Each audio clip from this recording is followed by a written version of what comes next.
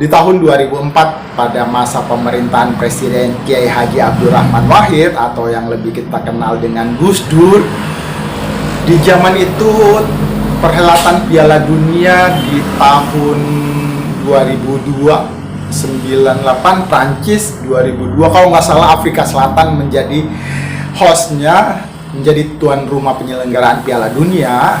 Seorang jurnalis kita bertanya kepada Gus Dur, Gus, kira-kira timnas Indonesia ini bisa berlaga di Piala Dunia juga ya? Kira-kira kapan itu, Gus? Dengan seadanya, Gus Dur kan begitu spontan menjawab, Indonesia ini masih lama untuk bisa mencicipi gelaran Piala Dunia. Mungkin 20 tahun, bukan kata-kata mungkin, tapi 20 tahun. Dan ternyata sekarang di 2024 dan Piala Dunia akan dihelat 2026. Ucapan dari Kiai Haji Abdurrahman Wahid, Presiden kita Gus Dur, bisa jadi menjadi kenyataan. Bukan bisa jadi, kita mendoakan dan terus memberi dukungan untuk timnas bisa lolos ke Piala Dunia 2026 yang akan diselenggarakan di 3 negara, Kanada, Meksiko, dan Amerika. Channel dari Sapa Teman.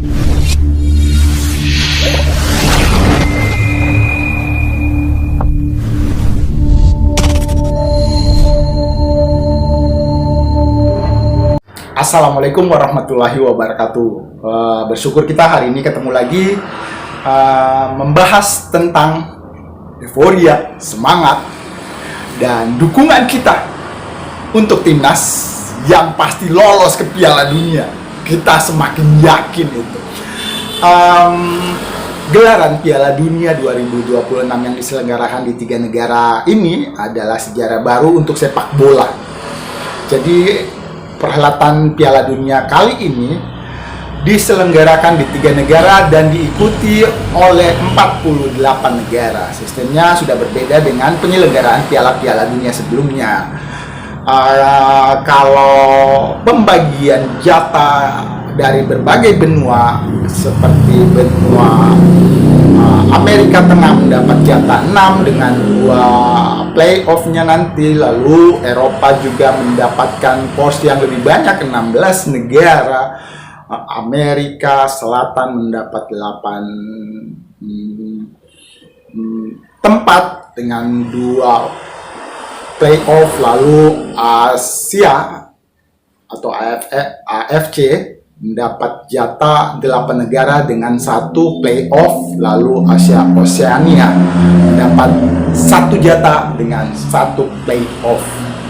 Jadi itu 48 negara dan saat ini sudah bersaing memperebutkan tiket-tiket untuk merebut kesempatan ke Piala Dunia 2026. Indonesia saat ini masuk ke kualifikasi babak ketiga, putaran ketiga di grup C yang kita tahu adalah negara-negara yang langganan Piala Dunia bersama Indonesia di grup C yang terkenal grup neraka ini. Tapi setelah bermain 6 kali, ya kita menjadi lebih yakin bahwa Indonesia pasti lolos ke Piala Dunia 2026 nanti. Kenapa makin hari makin yakin ya bahwa timnas kita, timnas sepak bola, skuad Garuda Merah Putih kita akan lolos ke Piala Dunia? Karena terus-terusan ini yang dibahas, ini terus yang diulas, ini terus yang dicari beritanya, sampai-sampai kita dalam tidur terbawa mimpi, dan mimpi kita boleh jadi suatu saat akan menjadi kenyataan. Amin ya Allah. Jadi sempat kepikiran bahwa Indonesia benar-benar lolos ke Piala Dunia. Piala Dunia yang mana? Piala Dunia 2026 nanti. Kalau Gus Dur bukan meramalkan, tapi sempat mengucapkan dengan spontan bahwa Indonesia mungkin 20 tahun lagi baru bisa mencicipi Piala Dunia. Tapi kita dari hari ke hari semakin kesini, semakin mendukung, semakin penasaran, dan semakin lebih mencintai timnas Indonesia. Itu apa namanya? Kita nggak mau berandai-andai, tapi kita yakin Indonesia lolos ke Piala Dunia. Jikalau Indonesia lolos ke Piala Dunia, tim kita, tim Garuda Indonesia, timnas Indonesia, timnas sepak bola kita, itu disebutnya apa ya? Kalau kuda hitam di pembagian grup nanti bukan, tapi kita debut, the new debut Indonesia. Jadi tim kita yang pertama sekali mewakili negara-negara dari wilayah kawasan ASEAN, Asia Tenggara untuk ke Piala Dunia. Ini adalah sejarah baru untuk sepak bola kawasan Asia Tenggara. Awal-awal kita lolos ke fase putaran ketiga di babak penyisihan Piala Dunia di grup C ini, negara-negara sekawasan mencibir, membuli, cemburu, iri, dengki, dan sakit hati kepada timnas Indonesia. Tapi seiring perjalanan proses waktu, ya mau tidak mau mereka harus mendukung dan terus mendukung timnas Indonesia karena satu-satunya perwakilan dari kawasan Asia Tenggara yang akan mengikuti ajang Piala Dunia. Dan berita-berita di berbagai platform media sosial semuanya menyoroti dan melihat Indonesia adalah negara pencinta dan penggila sepak bola. Andaikan pertandingan Indonesia menghadapi Arab Saudi dimenangkan oleh Arab Saudi atau berhasil seri, imbang, kemungkinannya tidak akan begini, tapi tetap akan begini. Di semua platform sosial media, baik Twitter, X, Instagram, YouTube, Facebook, dan lainnya, semuanya memberitakan tentang kemenangan Indonesia 2-0 menghadapi tim Arab Saudi yang sudah kita tahu pernah mengalahkan Argentina di Piala Dunia Qatar kemarin. Dikalahkan oleh Indonesia, negara debutan di penyisihan grup Piala Dunia. Lebih mencengangkan lagi sejarah tercipta ketika Indonesia menghadapi Arab Saudi di berbagai titik, nonton bareng di seluruh penjuru dunia, dan ini memecahkan rekor dunia penonton paling banyak di segala penjuru. Sudahlah, di seluruh dunia, di tanah air saja, di Indonesia, di alun-alun, di pos ronda, di pos satpam, di taman, di kafe-kafe, semuanya menyaksikan pertandingan Indonesia. Dan diaspora seluruh Indonesia 2 hari sebelum penyelenggaraan pertandingan babak Indonesia menghadapi Arab Saudi, mereka sudah mengumumkan, baik di lingkungan masyarakat di sekelilingnya, maksudnya di luar negeri nih, saudara-saudara kita yang diaspora sudah mengumumkan bahwa akan diadakan nobar Indonesia melawan Arab Saudi, dan itu menciptakan euforia. Penonton nonton bareng, nonton bersama-sama di seluruh penjuru dunia. Dan ulasan tentang timnas Indonesia, apapun itu, entah itu segala macam keseharian para pemain, kegiatan-kegiatan timnas, klub-klub yang pemain-pemain Indonesia yang ada di dalamnya pasti akan laku keras dan banyak penontonnya. Dan itu yang terjadi. Banyak channel-channel yang dulunya nggak membahas sepak bola, kini membahas sepak bola. Kita sebenarnya punya channel spesial untuk sepak bola, tapi di channel Dedi Sapa Teman ini hari ke hari juga semakin gencar dan semakin kukuh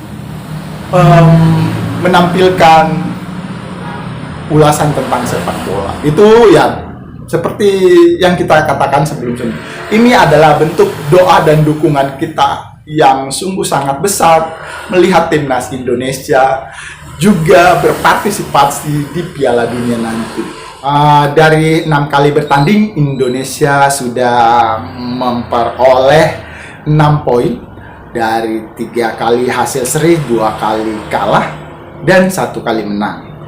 Kalau mau dilihat lebih dekat, ini bukan ramalan nih, kita memakai jersey berwarna merah ketika menghadapi tim Australia di Stadion Utama Gelora Bung Karno dengan jersey merah, hasilnya imbang 0-0. Lalu ketika menghadapi Jepang, kita dikalahkan dengan skor telak 0-4, juga memakai jersey merah. Besok di bulan Maret nanti maksudnya ketika kita akan bertandang ke Australia, kemungkinannya kita juga akan memakai jersey putih lagi, jersey yang membawa timnas Indonesia berhasil menjadi lebih bersemangat, menjadi lebih berkobar, menjadi lebih super dari biasanya. Dan kemungkinannya ketika akan menghadapi Australia nanti, skuad kita malah lebih bertambah ya.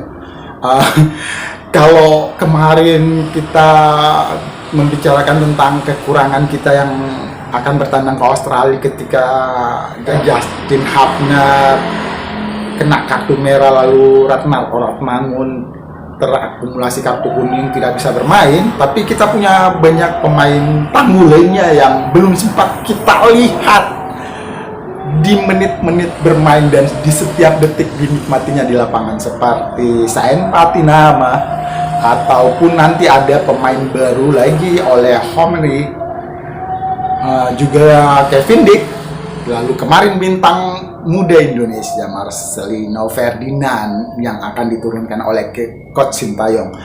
Akan banyak perubahan. Jadi kita mengharapkan permainan menghadapi Australia bukan berhasil imbang atau apapun yang terjadi, tapi kita harus menang. Dalam mimpi, Iko setiap malamnya bermimpi ya. Sempat kepikiran Indonesia itu akan bermain imbang 90 menit menghadapi Australia, tapi di injury time Indonesia bisa mencuri 1 gol dan menjadikan Indonesia memenangkan pertandingan melawan Australia. Amin. Terima kasih sudah menyimak channel Deddy Sapa Teman. Kali ini sebenarnya banyak kita bahas, tapi mimpi, ramalan, harapan besar kita Indonesia di Piala Dunia 2026. Semangat terus. Assalamualaikum.